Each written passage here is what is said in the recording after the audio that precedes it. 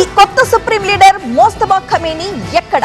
ఆయన కోమాలోనే ఉన్నట్టుగా ఇజ్రాయెల్ వర్గాలు అనుమానాలు వ్యక్తం చేస్తున్నాయి. ఫిబ్రవరి 28న జరిగిన దాడుల్లో మోస్తఫా తీవ్రంగా గాయపడి కోమాలోకి వెళ్లినట్లు సమాచారం. అదే దాడిలో గత సుప్రీం లీడర్ ఖమేనీ మృతి చెందారు.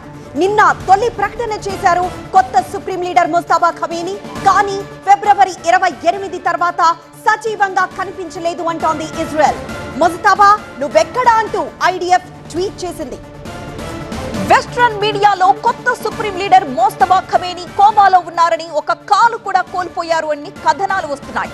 అయితే మోస్తఫా ఖమేనీ ఆరోగ్య పరిస్థితి విషమంగా ఉందని, కడుపు కాలేయం కూడా తీవ్రంగా దెబ్బతిన్నట్లుగా తెలుస్తోంది. ఫిబ్రవరి 28న అప్పటి సుప్రీం లీడర్ అయతుల్లా అలీ ఖమేనీతో సహా ఆయన కూతురు, అల్లుడు, కోడలు, మనవడు చనిపోయిన విషయం మనకు తెలుసు. కానీ అదే రోజు జరిగిన దాడుల్లోనే ఇప్పుడు సుప్రీం లీడర్ మోస్తఫా కూడా గాయపడ్డారని, ఒక కాలును కోల్పోయారు అని, ఆయన కోమాలో ఉన్న వార్తలు ఇప్పుడు సంచలనంగా మారాయి.